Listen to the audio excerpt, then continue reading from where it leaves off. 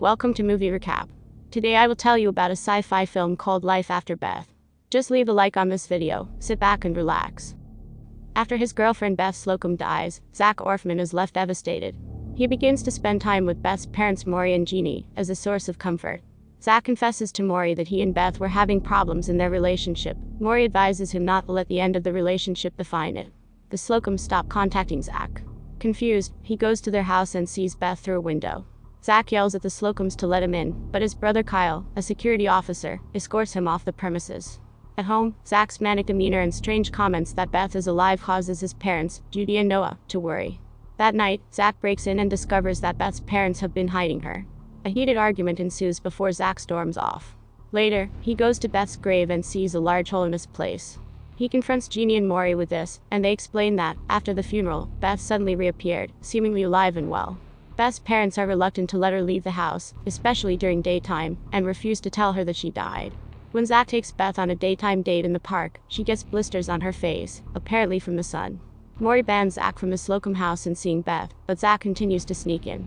Zach starts to notice people around town acting similarly to Beth, who has grown increasingly violent and has mood swings. He also discovers smooth jazz can calm her down. He also notes that Beth and people like her are stronger now than when they were living humans. Needing a break from Beth, Zach goes to a diner. There, he sees an old childhood friend, Erica Wexler. She sits with him and she gives her condolences to him over Beth. After they finish their meal, Zach accidentally runs Beth over with his car. She is okay, but when people try and help her, she screams at them and scares them off. She even frightens Erica after thinking Zach has replaced her. Zach brings Beth to her grave and informs her of her death and resurrection, then tries to break up with her, only for her to angrily run off with his car. Zach walks home and discovers his family members shocked by the sudden reappearance of his dead grandfather.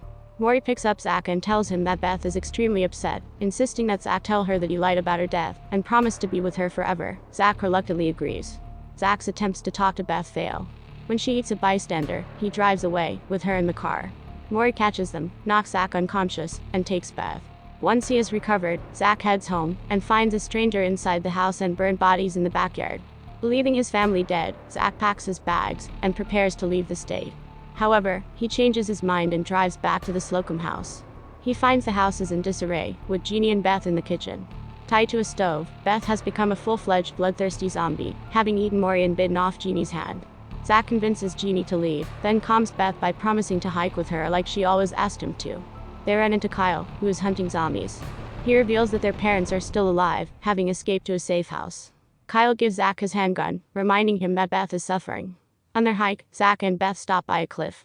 He tearfully apologizes to her for never doing the thing she wanted when she was still alive. They say "I love you" to each other, and Zach shoots her in the head. Zach is reunited with his family at the safe house, along with the traumatized Erica, who was forced to kill her own grandmother. The survivors make plans to leave town, but, suddenly, the power returns and a TV news story shows things going back to normal. Some time later, Zach visits the graves of Beth and Maury, leaving Beth's scarf on her tombstone, and a night chess piece on Maury's. Zach's mom picks him up in her car, with Erica in the backseat. Zach invites Erica for dinner and she accepts, smiling as they drive off. Thanks for watching. You can check out my other videos here.